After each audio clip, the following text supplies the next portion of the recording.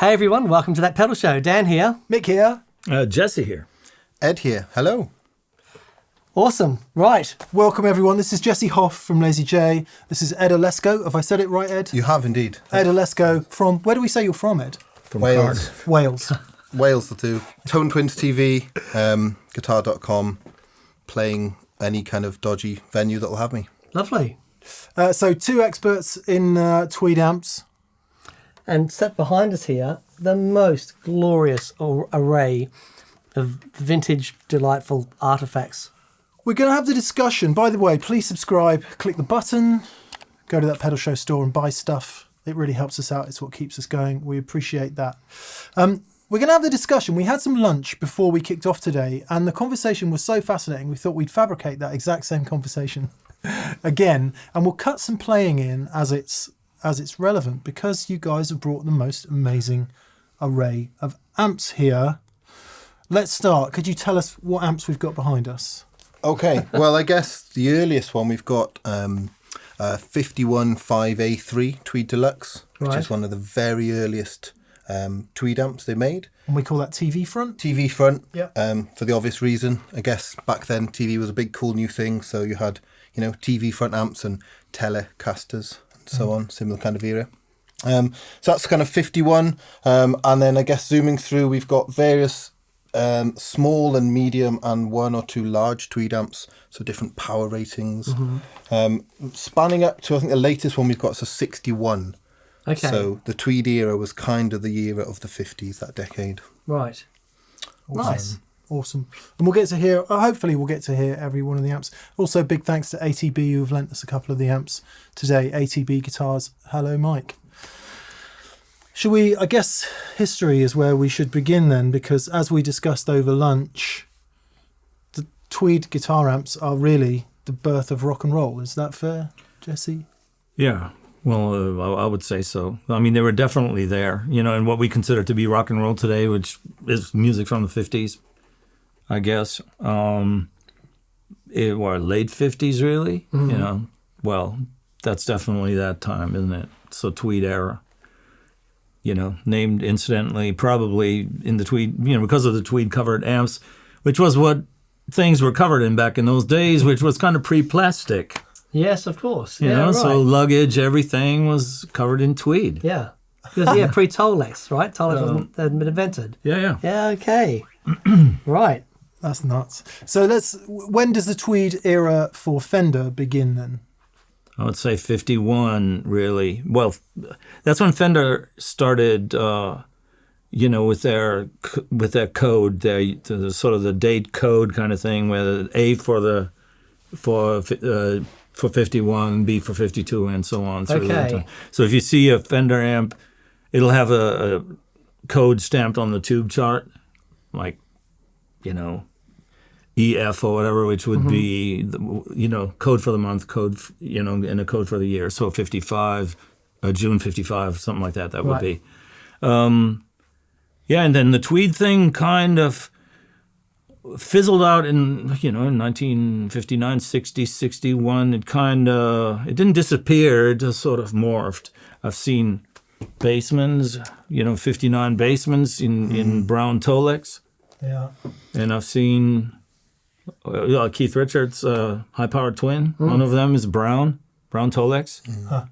Wow. There was, I think, some of the latest ones were the student models, the Champ, really small ones. So I've seen Tweed Champs as late as sort of 63, and then 64 you'll get like a Tweed Champ which is just finished in black Fender finish, but it's exactly the same amp. Right. So they were using up the parts, and nothing is as simple as January the 1st, 1960. They suddenly stopped doing them, but they evolved, and lots of the models we've got here today show that evolution from different parts, different power ratings, different speakers. They evolved through that decade. I love that idea that they called 51A. Why not just 51? The codes are so cool because you've got like 5A3, for example. Yeah. So you've got that Tweed, the 51 Tweed Deluxe. So you've got the 5, which is the 50s, the A for the 51, then the 3 means Deluxe. Yeah. So 5E3, which is like ultimately the Tweed Deluxe that the 4 inputs, narrow panel. late 50s Deluxe. Well, it began in 1955, you know, Okay. the E3. Right. So on all the different models, like I can't remember all off the top of my head, but possibly the Champ is a 1, so like a 5. F1 possibly is a Champ, and then you've got, I think maybe the Princeton is 2, maybe the Vibrolux. I think the Vibrolux is something like 8 or something. But then the Bassman is 6, Deluxe is 3. You know, so they all. If you read the codes, they all tell you which model of amp it is, basically. Okay, so we get to 1951. Why do we need a Tweed amp in 1951? What's going on that Fender says we need this? Well, I guess music was evolving. I mean, I actually think one of the biggest changes was the invention of like the very early Fender P-Bass, which is kind of 1951. And that's the electric bass guitar for the first time. And suddenly the volume difference from an upright bass, which is kind of more percussive, and there's low end there, to suddenly this electric bass guitar meant the volume on stage and sound and stuff would just get infinitely bigger all of a sudden. So guitar then suddenly needed to keep up. I mean, I think we were saying earlier, weren't we, when they first invented the P-Bass, they didn't even really have an amp capable of really pumping it out. But they soon came around with the Bassman, which, you know, evolved and so on. Yeah. Yeah, and I think, you know, to me, this whole story, you know, it's a story really, you know, like we arrived at the Tweed thing. What made, you know, why did we arrive at the Tweed thing? You know, like, and the funny thing is that, like, when you begin to look at electric guitar solos, if you Google that, you know, like, and you come up with these cats from the swing cats from the 30s. And the first electric guitar was the Rickenbacker frying pan, you know, lap steel. But that is the, you know, I don't know, universally sort of accepted as the first solid body electric guitar with a pickup and, you know, and you know, there were pickups and amps in the 30s. There definitely wasn't electricity everywhere. In the 1930s, there was the Great Depression, and there was a war, you know, so there was a lot of, you know, I think we were ready then. Right. You know, like a Fender was a 40s company. I think K&F started, 42, something like that? Yeah, I think so, wasn't it? They were radio repairmen, effectively, weren't they? And then I think the partners split, and Leo Fender went off on his own, sort of the early 50s, and was a keen...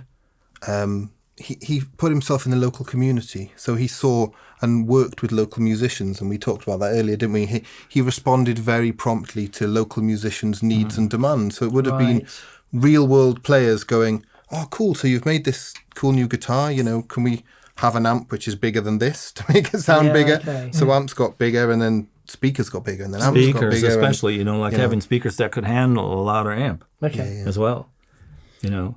I remember, you know, because you put me in touch way back when with Whit Smith. Yeah. You know? From the Hot Club of Cowtown. Yeah, and, well, what can you even say? Go check out the Hot Club of Cowtown, check out Whit Smith. Hello, Whit, if you ever watch this.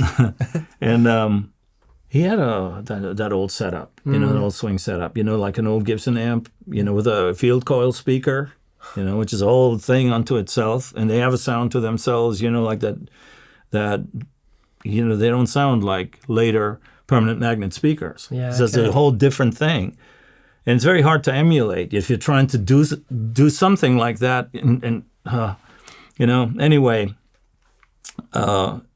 it's a beautiful story that kind of gradually leads up to the late 40s, and we're, you know, coming into that Tweed era, and the idea, you know, that we now have should have solid body electric guitars as opposed to the hollow bodies from the 30s. Yeah.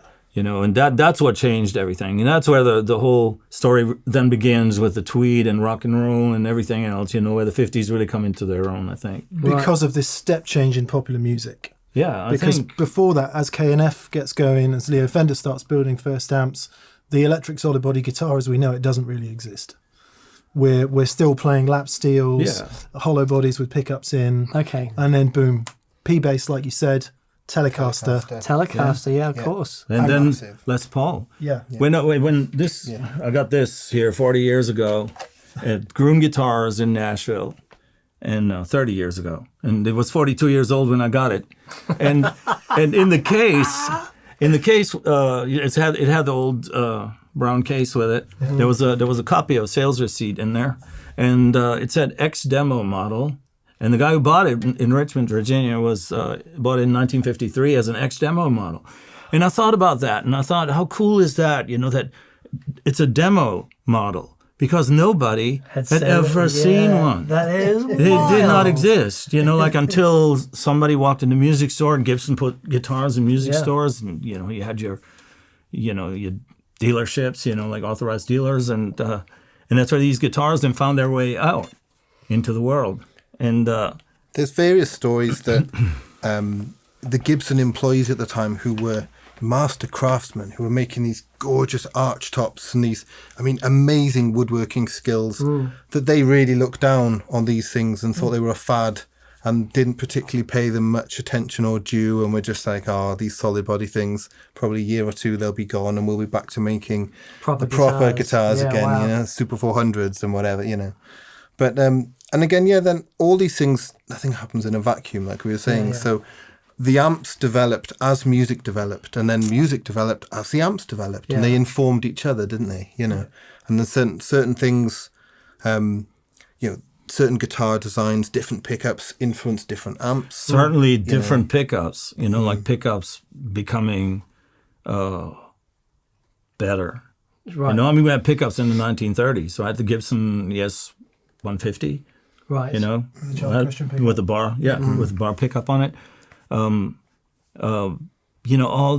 think everything evolved, and I think the war kind of, wartime restrictions and stuff, put a huge crimp into manufacturing of anything really, other than war effort, and of course Europe was smashed up, and in America everything that's really cranked up after the war, and I think there was a real surge of innovation and activity, and and I think with that, like an optimism and like everything else that comes with that, that it fuels hubris and just I don't know, just well, the argument, the birth of the teenager was the 50s, wasn't it? So that's suddenly that young rebellion, youngsters having their own sort of bit of income, perhaps some jobs, and they certainly had the cool cars, and they would have disposable income to buy frivolous things like electric guitars and amps and all these sorts of things. And because so many of them were marketed at youngsters, weren't they? Fender's model catalogue is full of all the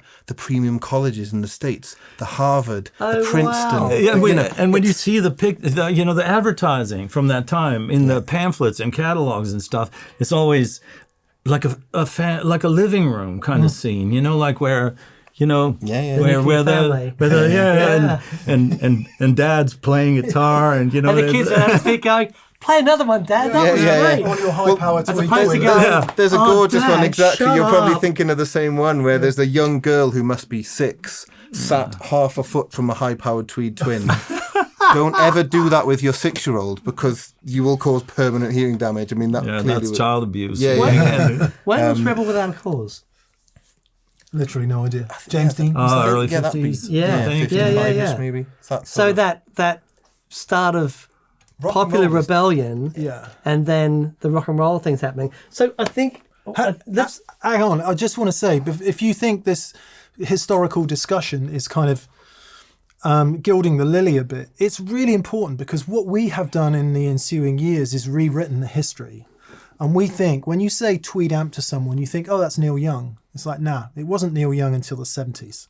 that's so true. In the 50s, what were they doing with Tweed amps? Yeah. They weren't using those sounds. We were talking about that, weren't we? We've got these early 50s guitars and 50s amps, and there'll be clips probably you'll hear. The sounds you can get from an amp from 1951 and a guitar from 52 or 53, you didn't hear those sounds on record for 20 plus years. Yes. Amazing. It was frowned upon as distortion. Oh no, that's technically It's wrong. broken. It's broken, and that's why all artists were asking, and Fender certainly made this strive to get louder and cleaner amps, because that's what they thought everyone wanted. And it's only that is what everyone what music called for at the time, I guess.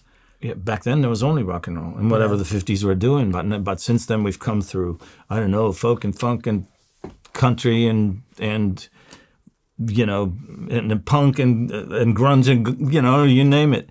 And it all coexists. So by the 90s, you know, like where you have all this stuff lives side by side, and you know, what can these amps do? And are they good for that? Can we make them good for that? Yeah, because Tweed amps probably used in every single one of those genre that you've just mentioned in a different way, and like so many things in electric guitar world, by being misused.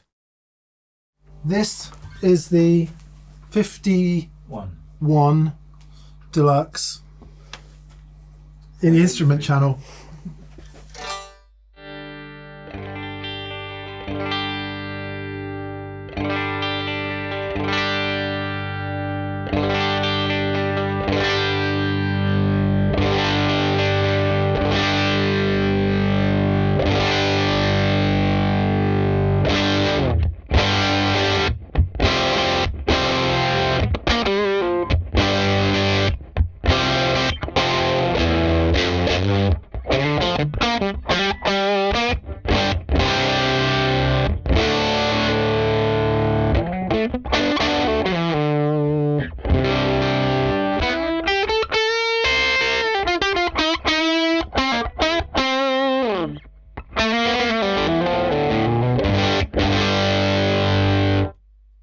Now that is absolutely filthy. What are we on? We're on the instrument channel, and that it was round about 8, 9. Yeah. You have to imagine now that you're playing on a record in 1951. Okay. No overdrive, please, guitar player. Okay.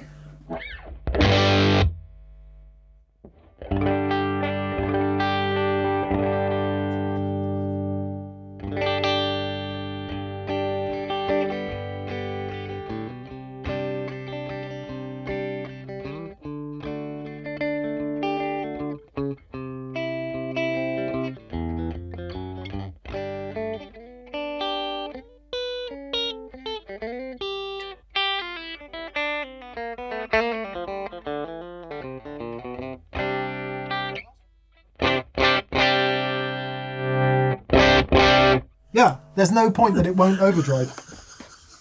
And then this is it cranked all the way up, obviously.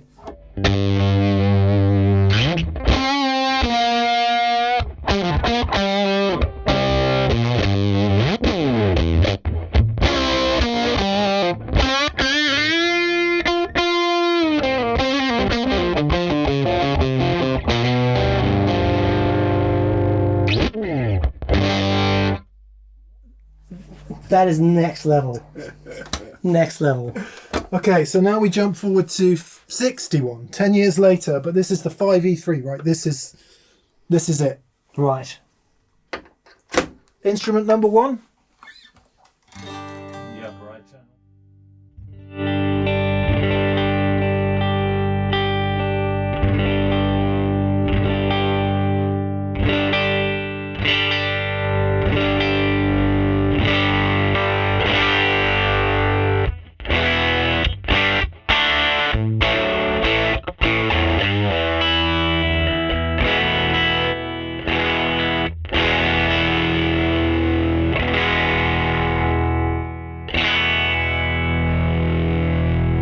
Did they just not hit very hard?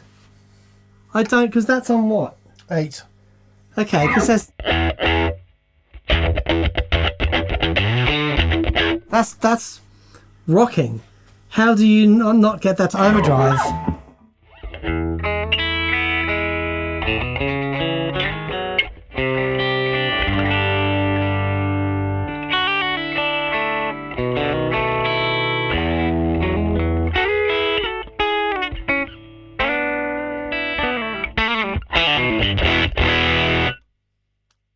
You do have Thor's right hand, though. By the power of Grayskull! It's an Australian thing. Look, if I can't get it to clean up with this... But they don't actually get much louder, so there's like the famous producer Dave Cobb. Yeah. Always says, don't record a Tweed above 3. Yes, Okay. Of course, yeah. Well, from 3, you could demonstrate that now. Ed is telling us not to go above 3, so we'll start on 8 and we'll go back to 3, all right?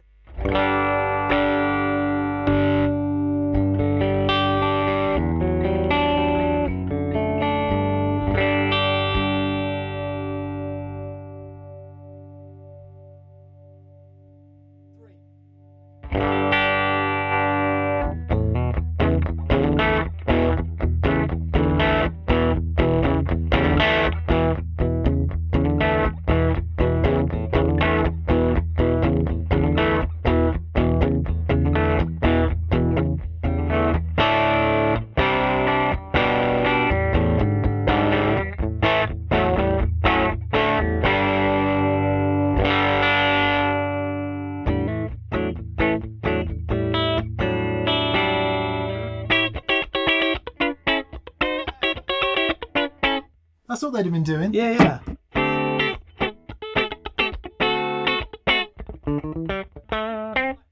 That's 3. Now play the same thing on 4.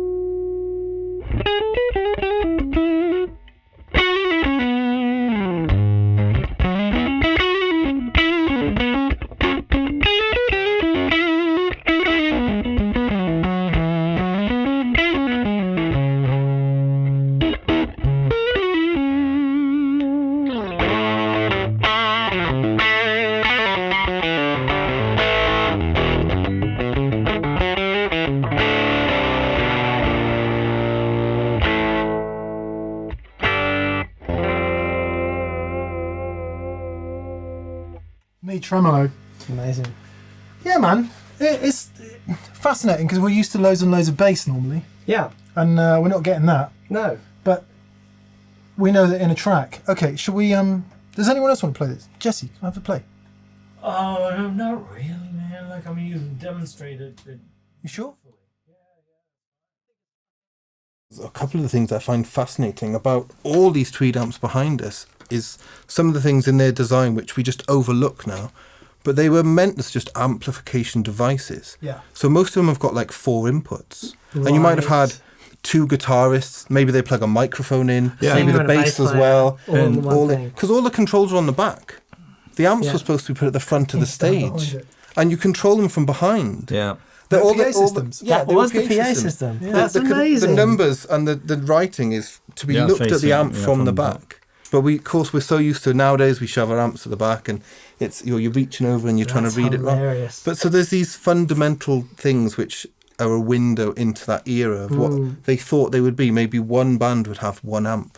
Yeah. You know, and they go and do a local dance and the 5A3, so the A being the 51 as we mentioned. And they were using these 8-pin octal preamp valves, and they look almost like a 6V6, big chunky things. And I equate those sonically to it's a big chunky mid-range sound. It's what they used at the time, radios and so on. That was the valve. And then as the 50s developed, the TV front Deluxe became the narrow panel in about 53-ish, and which was the same circuit, just in a different design of cabinet. So again, early marketing. Then very quickly, when it got to the 5C3, so the third revision, in about 53, 54, they put some negative feedback in there, didn't they? And in an attempt to get them cleaner, because as we'll hear, the early amps, I mean, they rock on 2, you know, they're gainy. And then it developed into the 5E3, which is the one everyone thinks of when you say Tweed Deluxe. Sure. It's the narrow panel, and that was kind of 1955, which spanned all the way to about 61. Right. So that was kind of the apex of the model, if you like. 5 50s, E55, Yep. 3 Deluxe. Deluxe, yeah. And that's why all the 60s model amps, you know, start with a 6. I did not know this. You know, 6G12 or whatever. Yeah.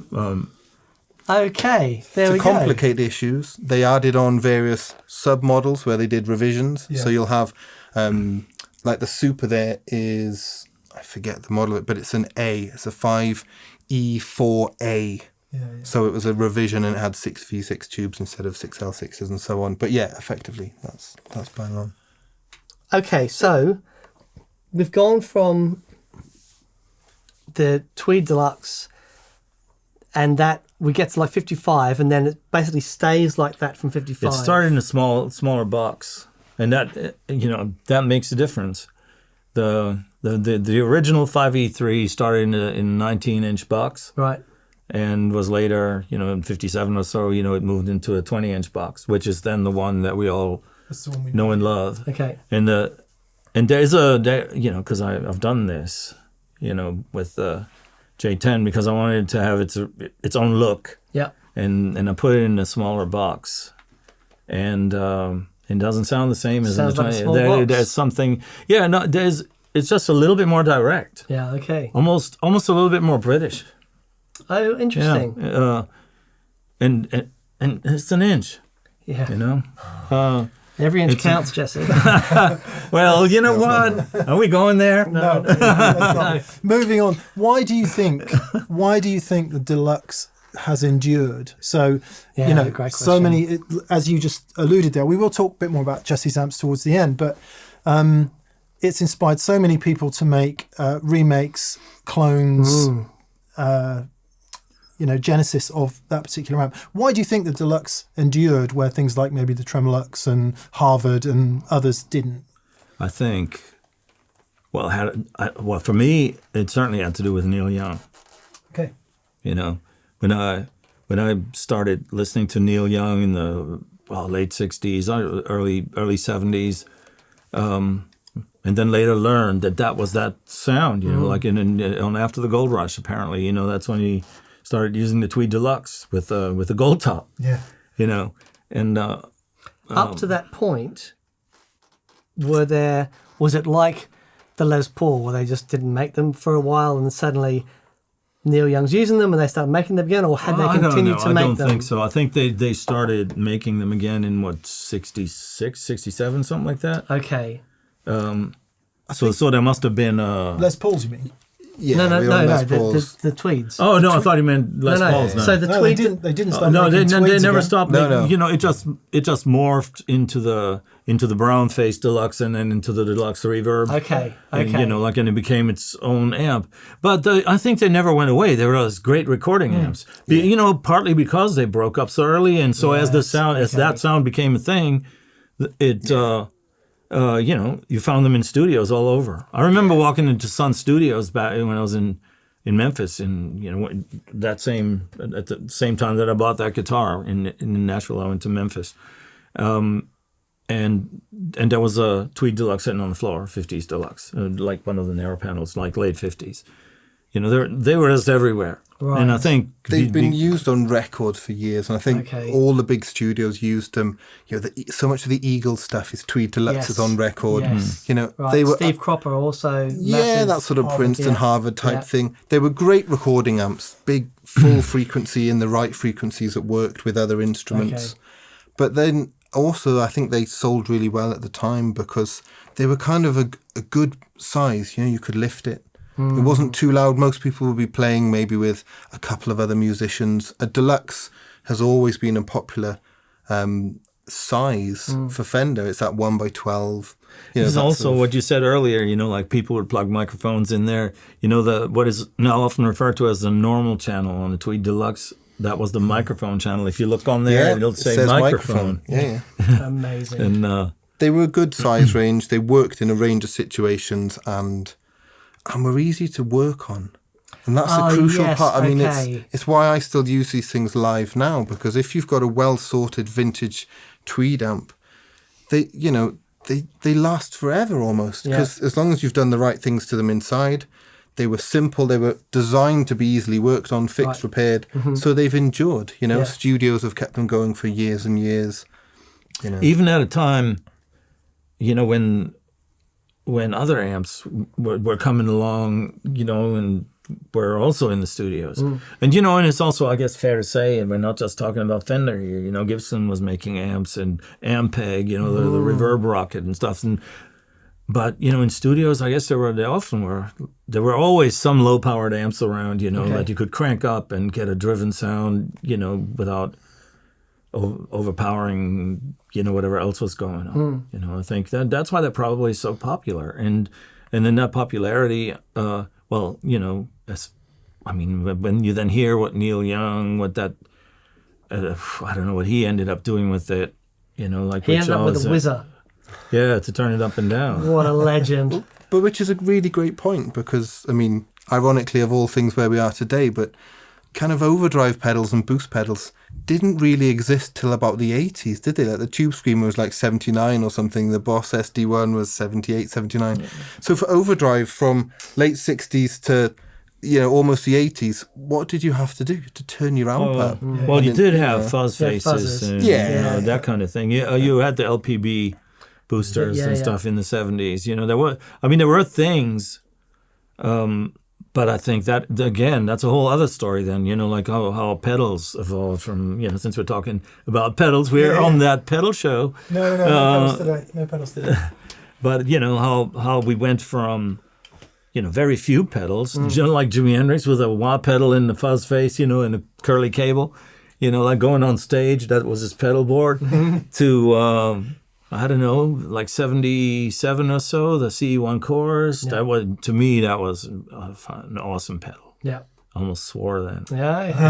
Did you catch that? Really? It's okay. It's very hard for me not to, like that. It's a default thing. It's okay. We could swear. I might bleep it or I might not. Noel Gallagher did swear once a lot in one of our videos, and that's our highest viewed video ever. So. That's what we've been doing wrong. Okay, we've moved forward to 58, did you say? Something like that. 58, and this is a Tremolux, so it has inbuilt tremolo, which we think works. Fingers crossed. There you go then, Donny. You're Donny today.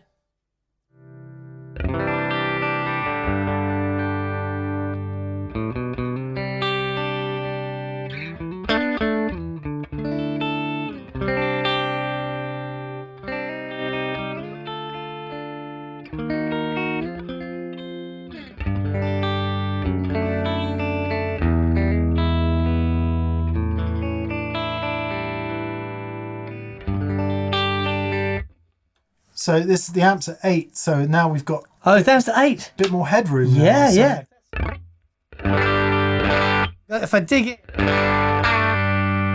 But if I lay back with my right hand...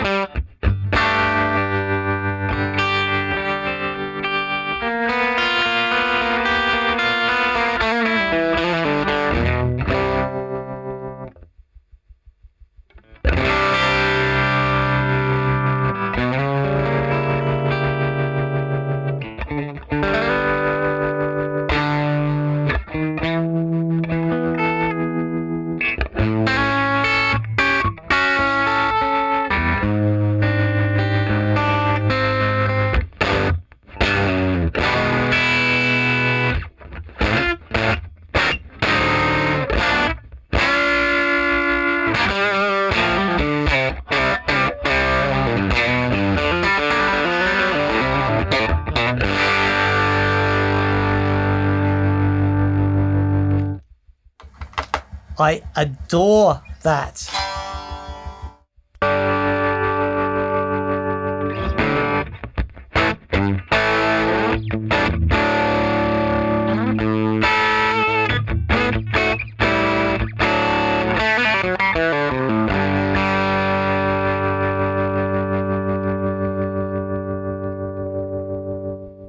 There it is.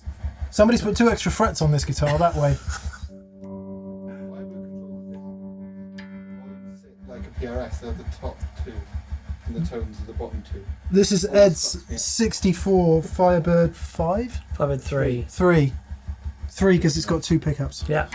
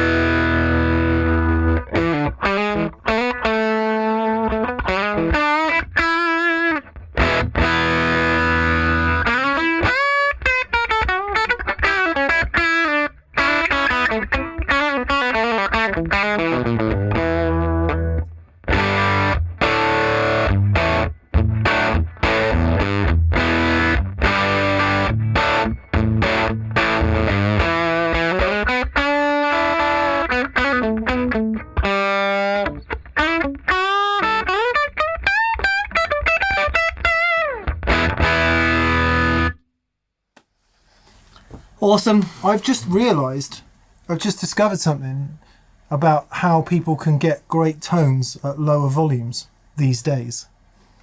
Buy a vintage Fender amp. Magic. Because you weren't troubling much more than about 95, 96. No, and I was giving us some beans. That's Yeah, okay. Finger click. amazing. There we go. All right, so we've got one of the. Let's just zoom back out for a second. Generally speaking, Tweeds no reverb No, never. because it hadn't been invented yet in amps, or at least it Not hadn't- in Fenders. Yeah, Arguably, the Ampeg amps of about 60, 61-ish, like the Reverb Rocket and those sort of things, were I think the first to have reverb. Fender were pretty late to adopt reverb. I think Gibson even had Well, reverb Fender in started amps. making a standalone reverb unit yeah. in Before it, '61, I think, before they put it in amps. Okay. So as standard, no reverb in the Tweed amp then, which of course, for those of you not familiar with Tweed amps, reverb is almost synonymous with Fender amps from the mid-60s onwards. Most people would associate it with it. So we really are talking about two very specific periods. But you've got a lightweight pine cabinet, which is almost like the body of like a cello or something. Yeah. And the whole amp is like part of the instrument thing. And It's all you work resonating. with Yeah, it. And definitely the makes different a amps. big like difference. We tried a few before, and the bigger amps, they funnily enough sound bigger because the body of the amp is bigger because you're listening to the whole system, not just... in later amps, if they're on quiet and we're miking up and stuff, you're probably just listening to the valves and the speaker and stuff. Tweeds is this body of sound. Yeah. And another sort of bigger question. So we've talked about the Deluxe specifically, the Tweed Deluxe specifically. One thing that can be massively confusing for me, and let alone everybody else out there, is the plethora of different Tweed amps that exist. So the smallest one would be the Champ, would it? Yep. Champs. Then it went to Princeton's, which were often the early days had. I mean, some of the early Champs had like 6-inch speakers. Then they would go to like an 8-inch speaker in a small box. We don't have. Do we have a Champ here today? No, we haven't got do a have Champ. We do have a though. Princeton. Princeton's that kind of one step of similar thing, single-ended, so one output valve Yeah. with a tone control. The cabs got bigger as the decade Yeah, went on. bigger, slightly. but still an 8-inch speaker. Yeah. Yeah, You right. know, at the time. So really, that was a Champ with a tone control in Princeton, Okay. and then in a to bigger cabinet. I picked it up earlier. I was like, is that there anything in it there? does, Yeah. And then you've got, I guess, the Deluxe is that kind of lower mid-range sound in sort of the top of the student models, if you like, all the Harvards, Princetons. Those are kind of the smaller wattage amps. Then you get to the more like professional ones. So you've got things like the Super, which used to be the Dual Professional. And the early one is the V-front one of those. And the argument with that was the first amp, supposedly, that had 2 speakers in it. Yeah, that was Dual 48. Professional, I think. 48. Yeah. And the reason, apparently, that they had 2 speakers because Leo Fender got a great deal on 10-inch speakers and had to get them out there. So he's like, well, let's put 2 in an amp, Whether that's true or not, I don't know. I love those kind of stories. But so those amps, the mid-range ones became, in about 55, you're talking of the Super Pro and the Bandmaster, which are all effectively the same amp, roughly 25 to 30 watts. And that was just different speaker complements. Oh, wow. So the Okay. Super's a 2x10, the Pro is a 115, and then the Bandmaster is the really rare one. Not many exist now because they ran 3 10-inch speakers, but at a bizarre ohmage, something like 2.8 ohms or something. So unsurprisingly, most of those output transformers have long since bitten the dust. And they were more They're just running expensive. the 310s in parallel and hooking them straight up Yeah. to the standard. It'll be fine. And it wasn't. Yeah, it'll be fine. And it wasn't. It wasn't. It's not like a basement circuit with 310s. It's a completely. It's an amp unto itself. It had Okay. it had a choke, filter, input filter after the rectifier. So so it needed a massive choke because the entire amp, including the power stage, was drawing its power across this choke. Right. And there's a sound to that as well. There's this huge loss. They drop a lot of voltage across that choke, and there's a sound to that. So this particular amp that we're talking about has a very special sonic place in history, which I think, Ed, you're probably just about to mention. I was just going to say, yeah, that was the amp that's on all those famous Who records. So again, according to folklore, I think it was Joe Walsh gave Pete Townshend a complete rig. So it's like a Tweed Bandmaster, it's probably a 56, 57, 3x10 Bandmaster. A Gretsch 6120, which almost certainly is from the late 50s because it's a single cut. And I think there was a certain volume pedal involved in this deal as well. And that rig was his recording rig for all like the Who's Next and all that stuff. And that has a sound, and apparently he still has it and runs it to this day. Wow. Yeah, I mean, you listen to it. It kind of couldn't really be anything else. Okay. Yeah. What have we got? Okay, so now we've moved up in wattage again. We're into supers. 54. 54 super, and this is a 2x10 with Alnicos. And then we've got a 55, 56. 55, 56. This one's unusual, Ed was saying, because it's got 6 V6s instead of 6 L6s. I'm assuming this one would be 6 V6s. 6 L6s. Oh, it is? Oh, okay. Wow. So 6 L6, 6 V6. Not entirely sure how many details we'll end up doing, but this one's got 3 knobs on the top. That one's got many more. Many knobs. Let's go for it then, Dan.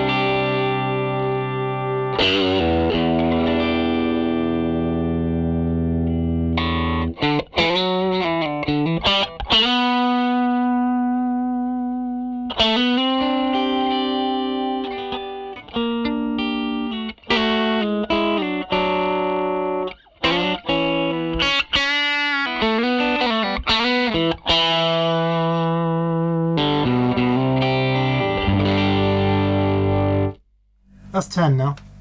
That was 7 earlier.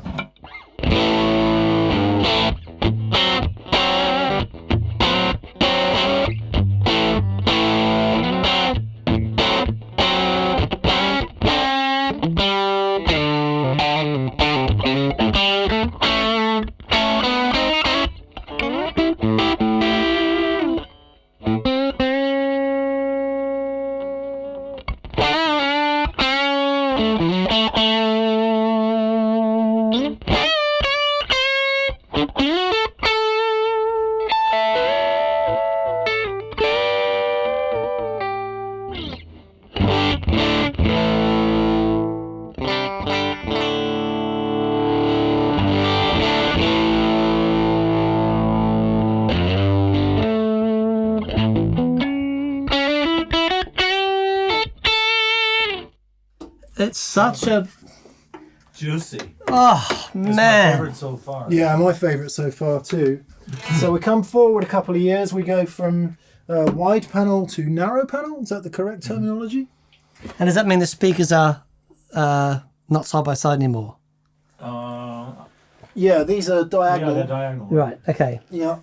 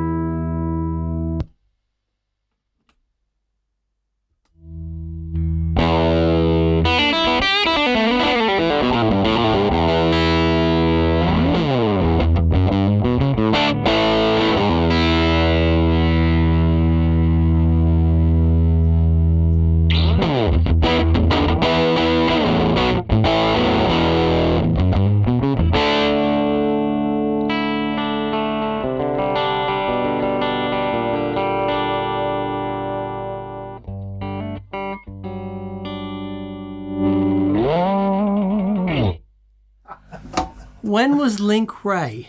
Good question.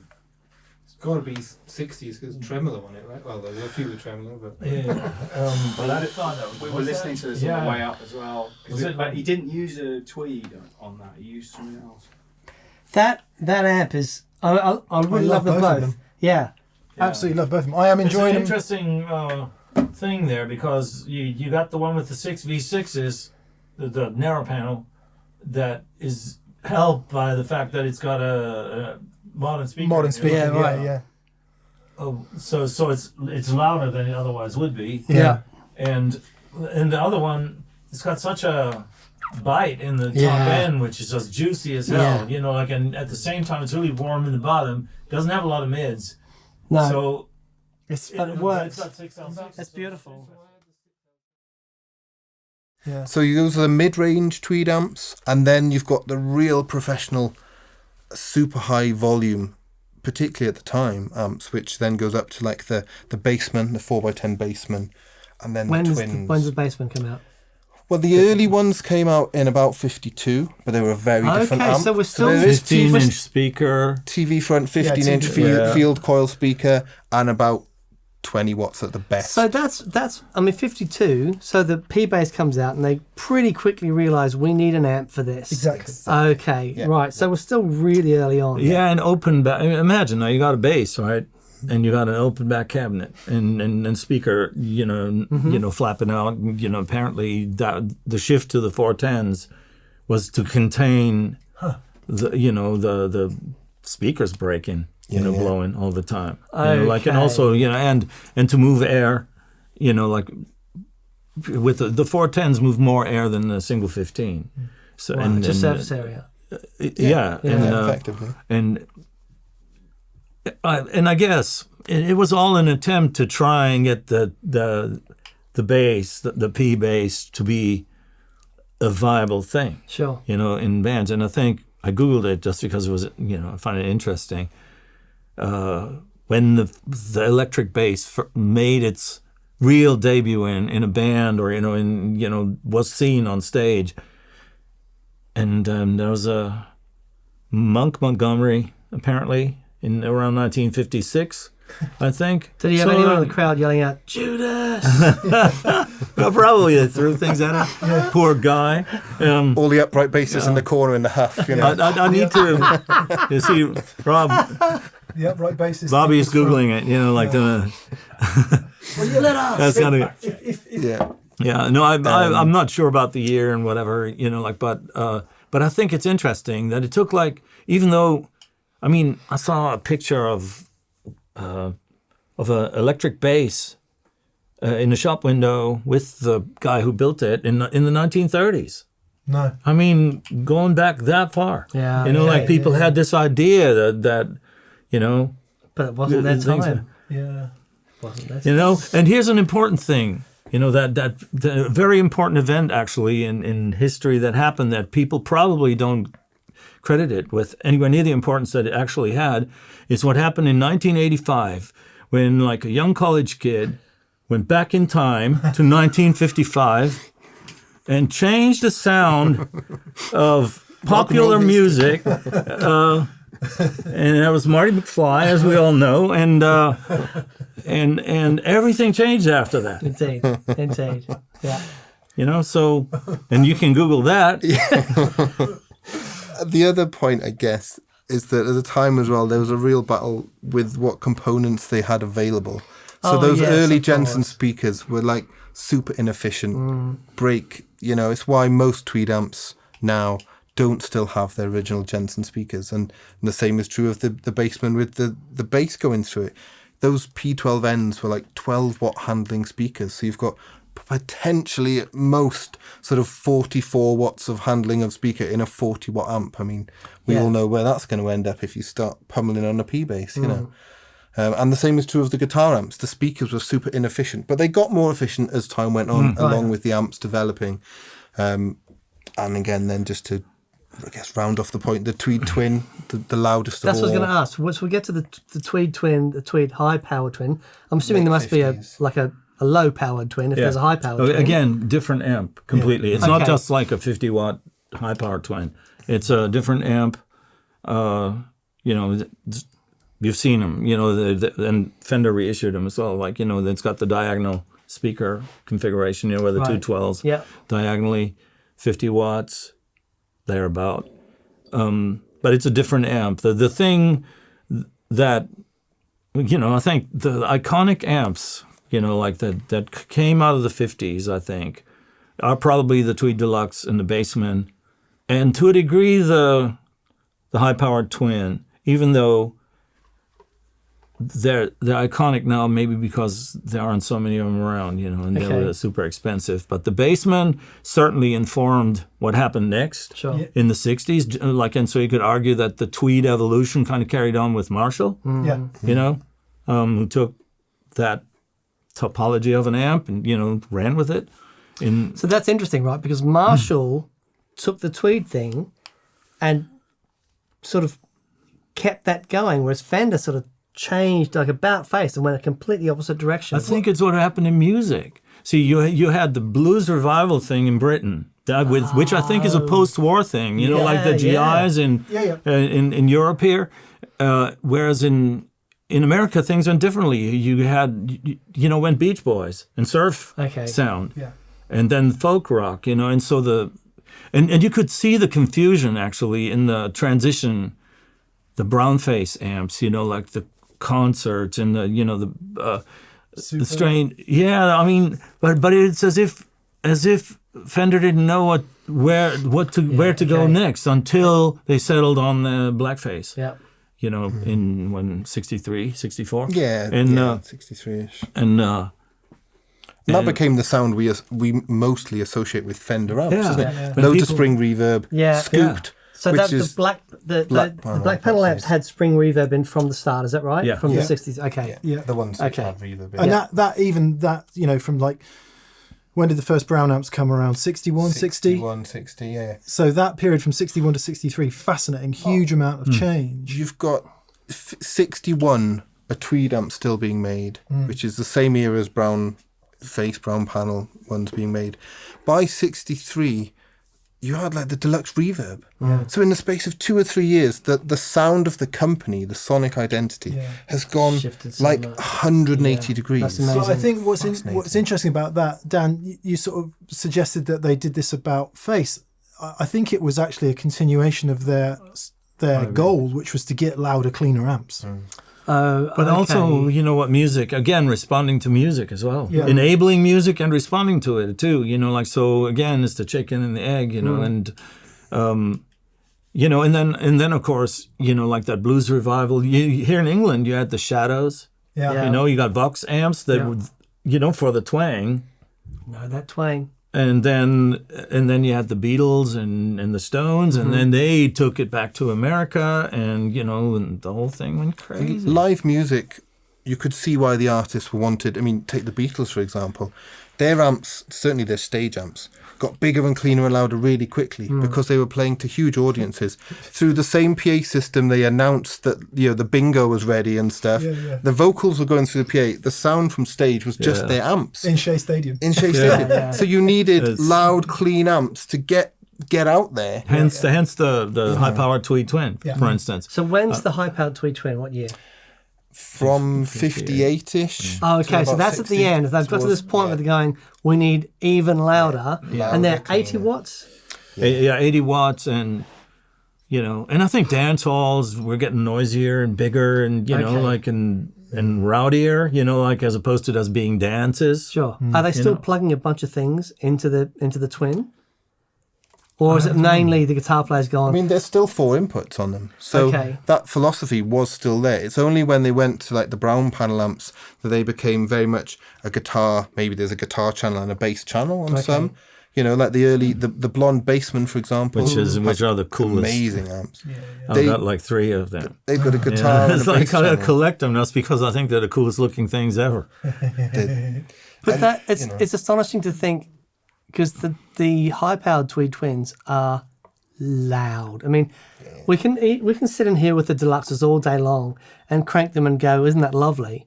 But you can't do that with a high-powered Twin. It is brutal brutal. even with those inefficient Jensen speakers, Yeah. they're kind of Marshall stack loud. Yeah, yeah. You know, and that big old, which is a glorious thing, and it's, you can see why Bonamassa and, you know, Robbie Robertson from the band, if you watch the Last Waltz and stuff, they're using those kind of amps, and but I mean, they'd be loud, clean amps with a Telecaster until you were killing a drummer, Yeah, you know. okay. But see, Robbie Roberts, you know, like Last Waltz and stuff, you're talking about proper PA systems by then. You know, everything mic. Because I know that Robbie Robertson also had a Tweed Deluxe on stage. Yeah. You know, but by that time you could get loud with anything, you know, by micing it. Like, case in point, Neil Young, you know, like who is using these amps, you know, and just making them big. So he doesn't need crazy volume on stage. He just has the mic in front of that Tweed Deluxe. He has his whizzer changing the sound of the amp, and the sound guy can say, I can make you as loud as you need to be. Yeah, I think. And 12-foot side fills. Yeah, yeah, and I think the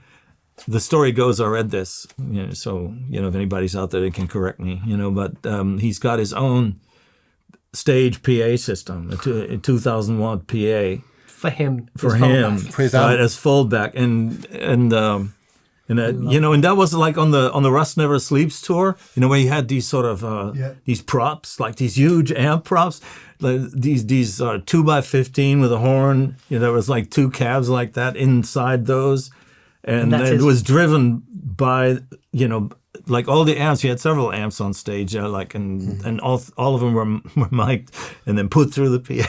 And so he's not quiet on stage. Wasn't a lot of I was it, he was using his Tweed Deluxe with a line out to the more powerful amps. So he's getting all the crunch and the Okay. sound from the Deluxe. Yeah. And that's like a big valve overdrive pedal, pushing a louder amp to just get the volume. Yeah. You know? Sounds entirely sensible to me. But before we round up then and sort of close out at the end of the 50s, we touched on it a little bit earlier. Another slightly boring question. Are they all tube rectifier Tweed amps? Yes, I think. I'm trying to think of an example. Yeah, I'm just. I don't want to So typically, quiz sort of fire an answer off here and then yeah. have somebody say, you're wrong. You know?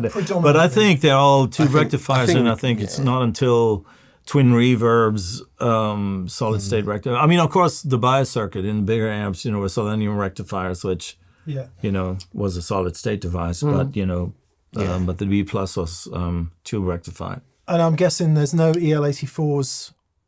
Oh, because that's interesting. That yeah. was a British thing.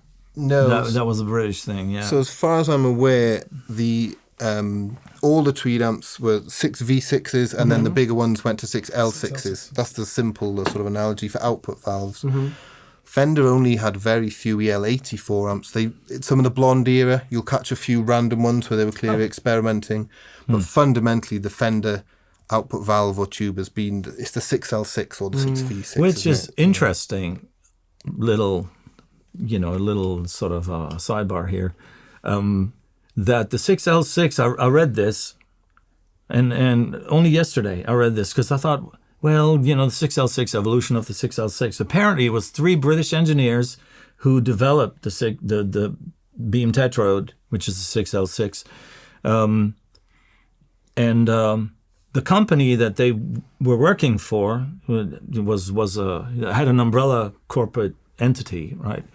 And they decided that no, it's too complicated to manufacture, and you know, with the tooling they had here in Britain, and so they handed that the 6L6 essentially to an American sister company. No. And so it became an American tube wow. when it was designed by British engineers, apparently. So another little useless information that, you know, we love so much. And we touched on it earlier on, Jesse was saying about the evolution of the Tweed sound into the Marshall rock sound of the 60s, which effectively is probably the story everyone knows, but it's effectively the Tweed Bassman circuit built in Britain with what available components were available in Britain. Yeah. So EL34 output valves. The very first Marshalls actually had 6L6s.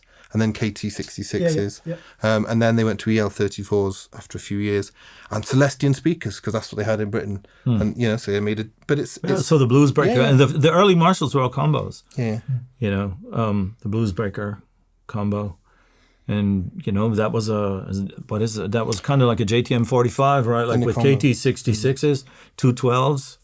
But it was Marshall's take on a Bassman, essentially. And and what's super fascinating, properly down the wormhole now, is the very early, the Clapton one. I'm adamant. I've had various old Marshalls JTM 45s and stuff, and I'm pretty certain the 2x12 was actually marketed as the bass version, right? So his circuit leading onto the whole super bass thing, right? And I'm pretty sure Clapton's thing was the bass circuit, because Marshall also made some 4x10s, because they were trying to copy the Bassman, and those were the lead. So the various Marshall names got lead and bass circuits as the time went on. And the 4x10 was supposed to be sold to the guitarist as the lead amp, and the 2x12 was the bass, because the circuit was labelled bass. But nobody seemed to like the 4x10 ones in the UK. Maybe they were more expensive, 4 speakers, but whatever reason, probably, like we know, because Clapton used the 2x12, arguably because it fitted in the boot of his car. And then who knows what the history is reasons made, were, right? Yeah. Nothing's changed, right? Yeah, exactly. Yeah, and then the story kind of goes on, right? Like, where does it... It's actually, that's an interesting point as well, when we now refer to a Tweed sound, like we touched upon it. I never heard anybody say that until the 70s or so, like where there was a defined Fender sound, and people referred to a Fender sound as that scoop mids, that blackface Fender mid-60s with the reverb and the, and the chimey top and lots of bottom end, which I think comes from, the folk rock kind of era, where you had like larger bands, like acoustic instruments, electric instruments, all blending together, and the scoop mids, helped make room for that. And interesting. And so, but that is what people often refer to as the Fender sound, and then say, oh, I don't, no, I don't get along with the Fender sound or something. The Tweed thing is a clearly separate thing from that, and I think, that's why it's important, because it's not gone away. Like it defines an era, but it's with us still, and certainly still present. In the boutique amp industry, and perhaps more so than ever. And this can bring us on to a discussion of where you're at, Jesse, because what happened? We start off in the early 50s. Bands were a certain volume. We didn't want distortion or overdrive, so the amps had to get bigger to get louder without distortion. That trajectory continues. We get to dual showman. The Fender quad reverb, maybe. I had that. I had one of those amps that was stolen, but it was an amazing amp. By like 10 guys? Yeah. And then they must have brought a crew. It goes on from there. Mesa Boogie come along. We start getting high power, 112, 100-watt combos with, and on and on and on we go. We get louder, rack systems. 200 watts per side, rack systems. And then, interestingly, in recent years, what's happening? Everything's getting quieter. Stages are quieter. PA technology has improved so much. I mean, the whole volume debate in guitarists is a painful one, but things are getting quieter. All of a sudden, these things start to become incredibly relevant again, because now we're heading back. Well, we've gone past it, actually, but we're heading back to a stage volume that really suits... certainly the smaller ones of these. Yeah. Very few people are cranking Bassmans on stage anymore. We spend our entire time with, and I'm as guilty as everyone, is 6 different overdrive pedals trying to get those sounds out of our loud, clean amps.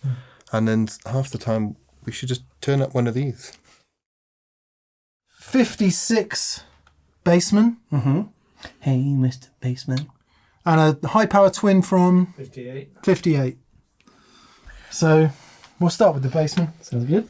Moderately hinged still. We've been in the bright channel all day. For those of you who are going to moan about, could you try the other channels? We could, but it would just take forever. So we're going to go into the channel that excites everybody. This is the bright channel, and we're going to start on for our modern Bassman. If we had this on 4, it would literally kill level. you. Yeah, it'd level the place.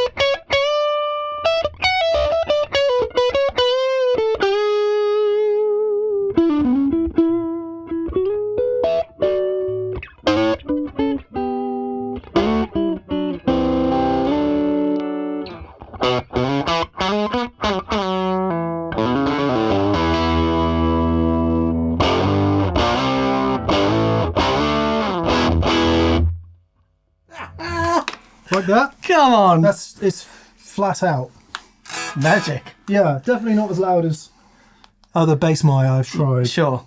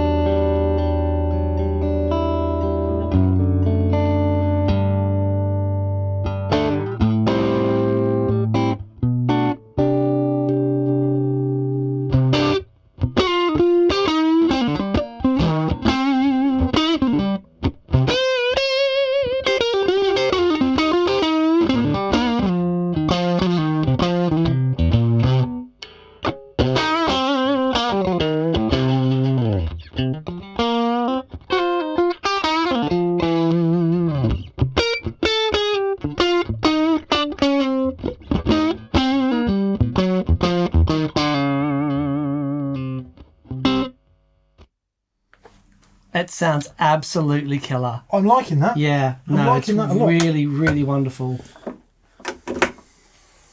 Okay, this should be the loudest amp of the day, with any luck.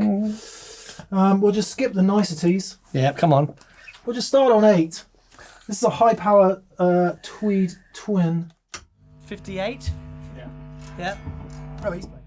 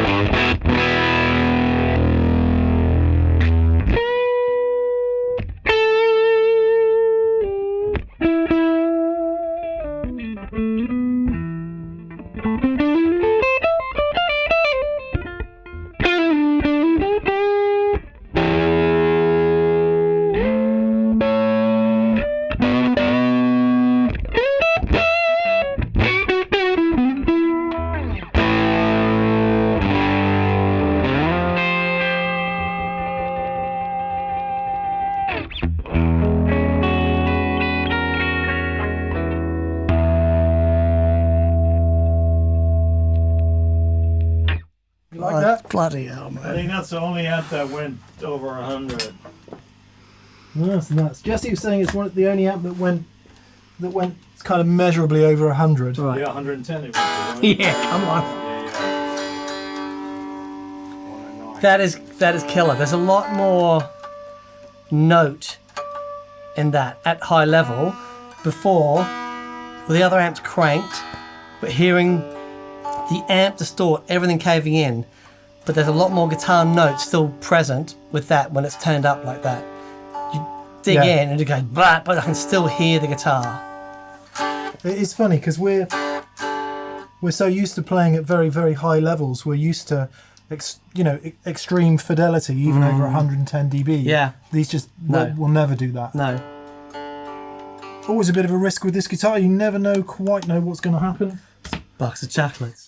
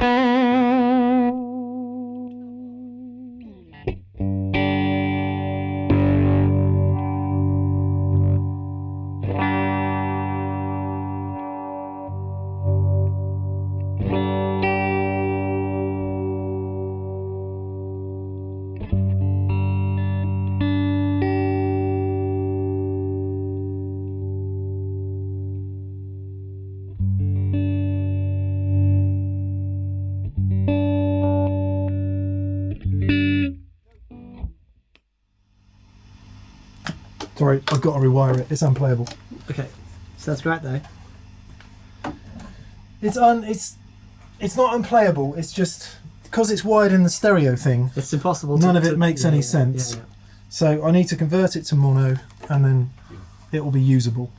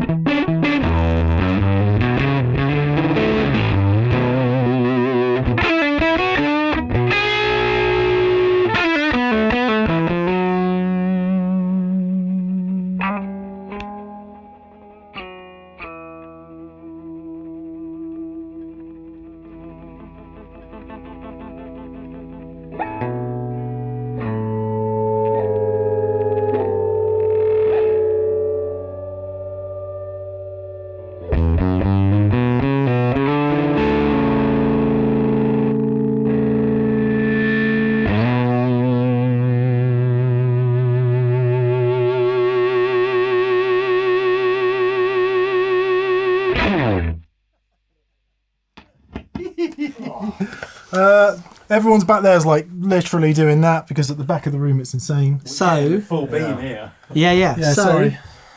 that amp is the only amp that had any clean sound at volume. Yeah. When you're doing this skanking thing there, it was clear, but it was loud. And I guess by the time they got to that stage, Yeah. they're in bands that you needed to be able to do that. Yeah. Yeah, and you're still throwing the sound off the stage. Yeah. You know, like there's no PA, you know, no mic amps or anything. You know, it's all still backline. You know, Amazing. You got 111 off that one. Epic. 111 's just ridiculous. Epic. Jesse, when did you get into? Well, first of all, when did you get into modding amps? oh god, in the '90s, Yeah. really. Long before I started building amps, Yeah. that was never an intentional thing. You know, I always thought. Somebody once asked me, you know, what I would charge them to build sort of a basement style amp, and I priced it all up, and back then you could still buy a 50s Bassman for like $1,500, Wow. and to make one would cost like $1,000. You know, like so I always thought, well, it's pointless, you know. But I got really, you know, I messed with my amps. You know, the Tweed Deluxe that I got, you know, was 93, I think, 92, 93. And I was messing with that because annoyed me that it wasn't a very good live amp. Like it. What year is that at? Well, according to its stamp on there, it's a 61. Okay, right. So, But it's Tweed. It's a Tweed Deluxe. Interesting. And what, is that the 5E? 5E3, yeah. Okay.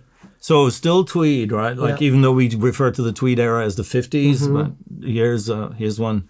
And yours is 61, right? Yeah. And that was the only amp I had. So I had to try and do something to try and make that more articulate. So I started, and the way I got into electronics, I'd always been interested in it. I always took things apart. I remember relatives used to bring me like broken clocks and stuff like that, and taking them springs flying everywhere and stuff. And then I kind of lose interest until they brought me another one. Yes, all the time. And Says it right twice a day. and then I started an apprenticeship in the sort of radio TV repair shop. I never finished it. By that time, I was already confused, and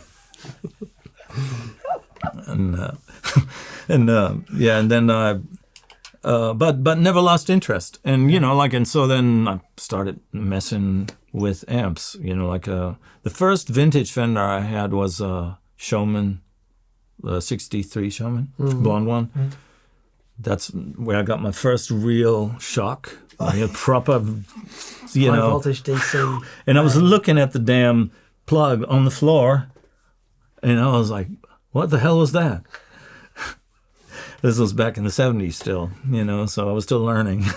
Where did the shock come from? The filter From the caps? filter caps, yeah. Well, that's how I learned about filter. There's nothing quite like hands-on experience. And and then in the 90s, so, then through the 80s, I sort of built little boosters and stuff like that. People would ask me to make those things for them sometimes. And I just I was always interested. But then I really got interested in the amps and what can I do to the amps that are from a time to bring it to the here and now, so it'd be useful now, instead of being all broken up too quickly and not have no clean headroom. And that's where that came from. So that was early 90s that I started messing with that. And the more you start modding things for people, and the more amps you work on, the more, I remember doing literally tons of sort of blind listening tests. Make a change, try and play a certain, always a very repetitive thing, Make a change, listen. Make a change, listen. Go back and forth, then bring people in. See if they heard the same thing I heard, that kind of thing. You come up with a philosophy that works for you, where you, and I certainly had it seems to me that since I did these things for myself, especially with the Tweed Deluxe, that I ended up making that into an amp that pleased me, that it seems that a lot of people like that same sound too, that I got kind of lucky that what I wanted to hear was also what a lot of other people wanted to hear, and so that made it viable. I remember with spending a day with you, man, that must be 10 years ago now, just the whole day, just trying different output transformers on the alligator clips. That was awesome. It was literally and it was brilliant. And you pulled out this old thing that looked like it had been, I don't know, it was all rusty. Pre-war. Yeah. Just destroyed every other transformer. It was like, that was amazing. So how do we get to the J20? Because I've had mine for 10 years. It's been the stable amp in all of my amp combinations.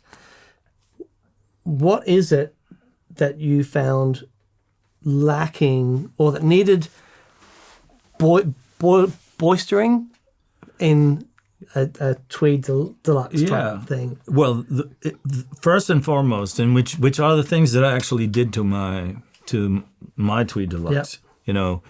Change the speaker. Okay. Put a Celestian Blue in there, and that instantly made the amp louder, and so therefore it gave me a more useful range of on the guitar, on the volume.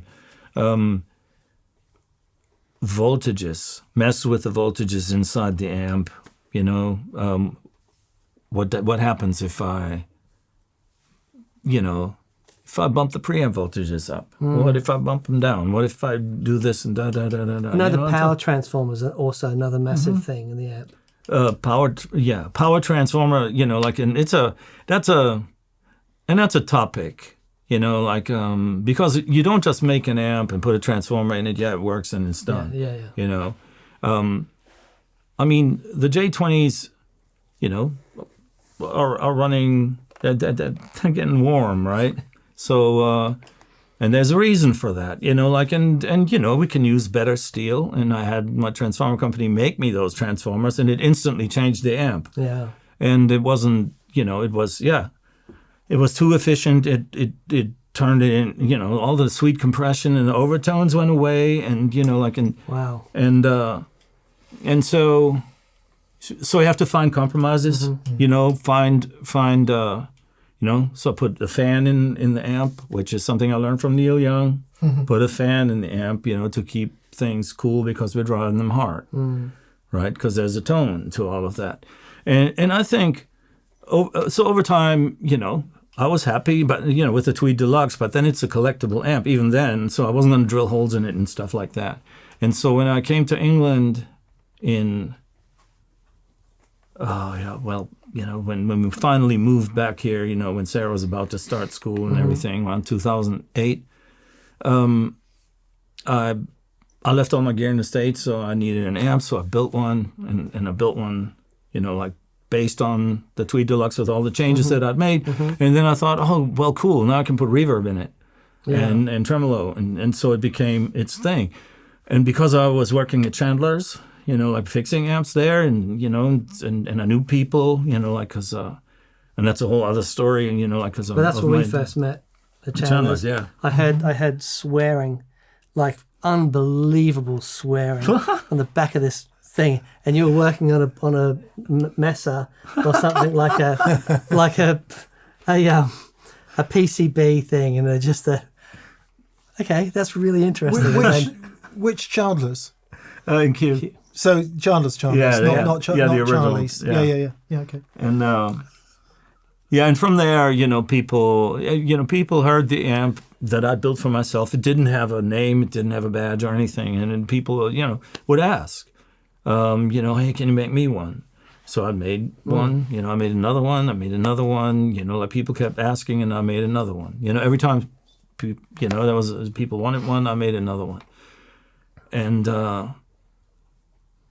you know, long story short, you know, like then they start, you know, Hugh wrote about it, you know, like in Guitar Buyer, you know, remember that? I did, indeed. And you know, Mick got me that job in Guitar Buyer. That's awesome. Mick was the editor of Guitar Buyer, and asked me to. He said, "Well, why don't you write a column for me for 6 months?" And then I think 5 years later, I was still writing. Oh, that is so cool.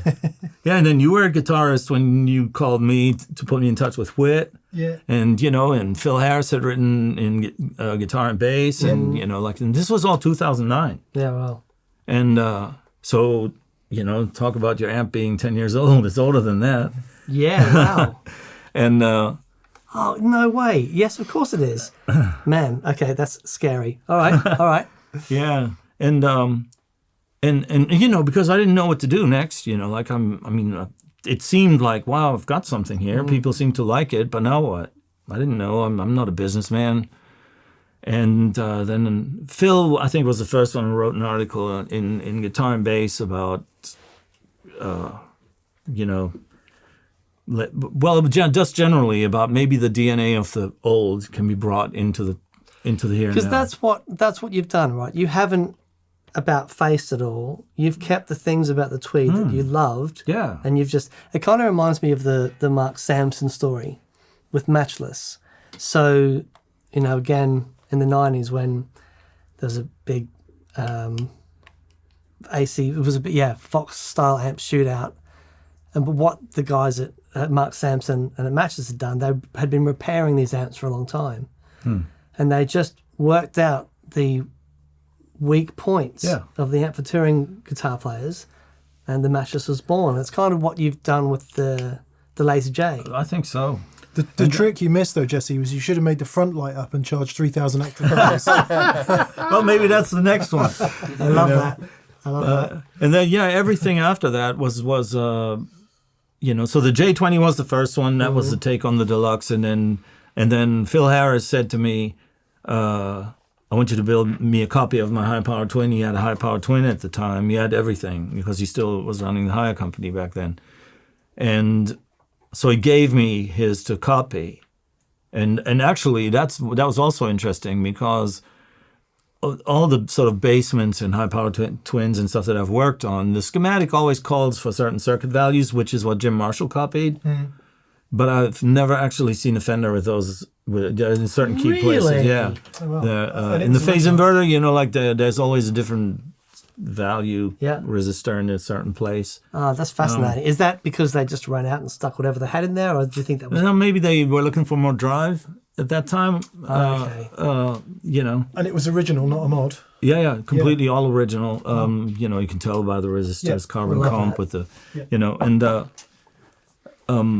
so that was the J80. Then the J40 came along because there was John Pericelli. Hey, John. Wanted half of it. So that was its own. That was a completely different amp then, because you can't just build half of an amp, right? So you had to, it had to go into a cab that would fit that and use what transformers I'm going to use, and he wanted like half the power, half the weight, half the, speakers, and so that was the J40 then. And Pete Townshend, had been using J20s, and he also had J40s, and then came the request, can you make that with 310s, going back to the Bandmaster. the Bandmaster kind of thing. Yeah.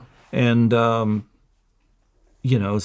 that's the J35 that then so these things often, almost every time they came out of somebody asking for it. That's why I'm convinced that must have happened to Fender. Right. People coming to him saying, can you do this? We need this. This isn't loud enough. Can we have more bottom end? Yeah. Because he famously worked very close with artists. Massively so, didn't he? Yeah, and so many prototypes legendary stories of Dick Dale testing, blonde showmans and to destruction, then going, needs a bigger speaker. That sort of stuff. With it, I did a tour. We were supporting Chris Isaac, and he had Dick Dale as a guest. Oh, wow.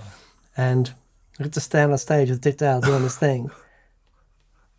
It was unbelievable. Amazing. Unbelievable. Yeah. Look. Nuts. That was incredible. I do have one final question. Why Lazy J? Oh my God. I've told this story before, but because it sounds like I'm making this up, right? But before I ever did anything with amps, I had the cruiser pedal that I designed back in the 90s, and I thought, I always went from sort of being broke to being a little less broke and then broke again. And you're a musician, right? That's what. Yeah. And I thought, well, maybe I can sell these on eBay, but then they have to have a name. So I thought about what am I going to call this? And I could never think of anything, and then I'd give up. And sink into depression. Oh my God! Literally for weeks, just beating myself up and this, I'm never going to sell. And then I'd run out of money again, and then I'd be like, oh, maybe I should. And I still remember, coming up with the name Lazy J I was really angry at myself, and I was sitting there in Croydon, where I was living at the time, and I was and I was beating myself up, and I was berating myself, and I say, no, you're gonna find a name, you're gonna sit down, you're gonna do this, and so while this anger was kind of churning around in me. Anger is an excellent motivator.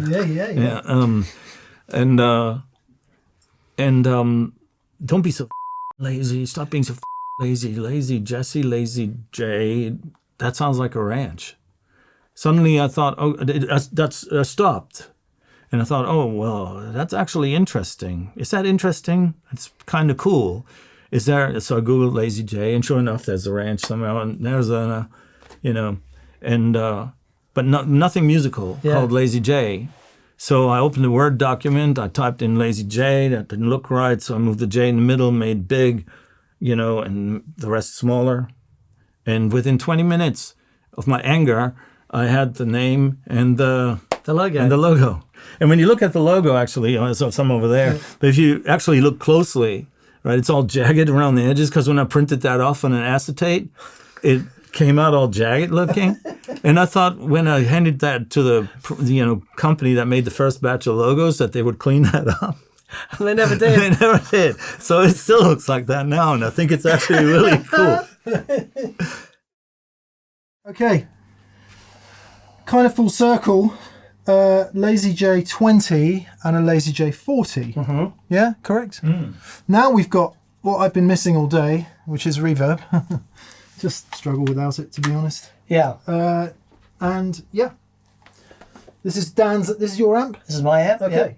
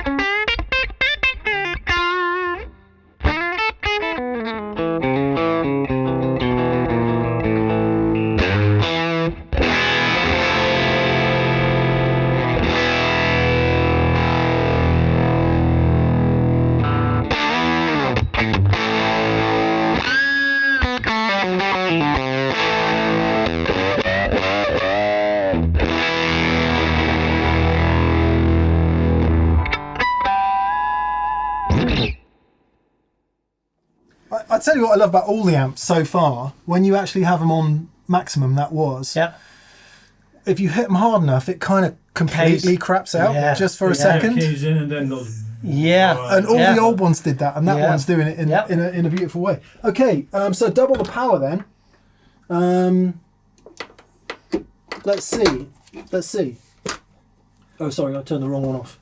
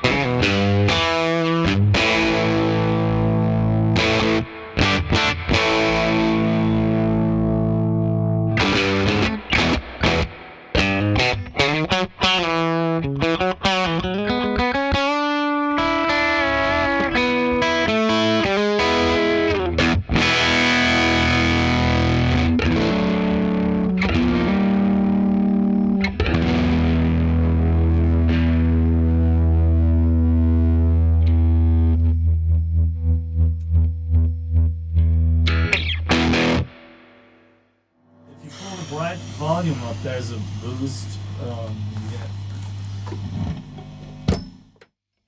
Yeah.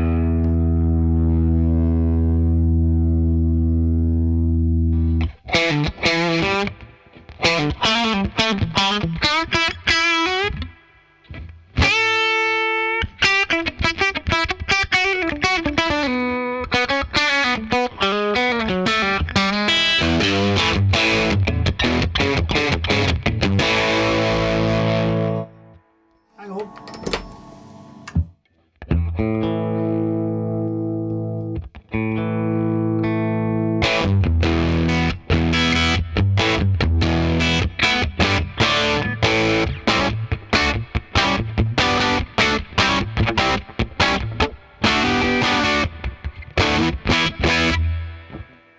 Flipperneck. We're getting into big amp world here, aren't we? That sounds amazing. Yeah, big amp world now.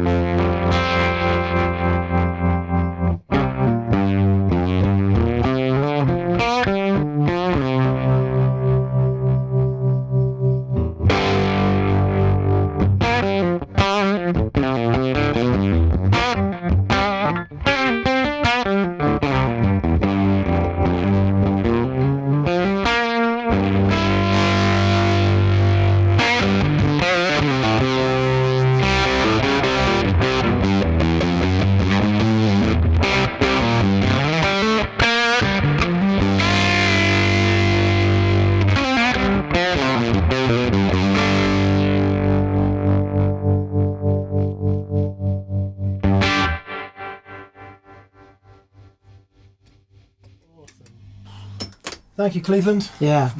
Thank you, Good Wiseman. night. Thank you, Ball Boys. See you next year. Holy man, holy man. I need to lie down.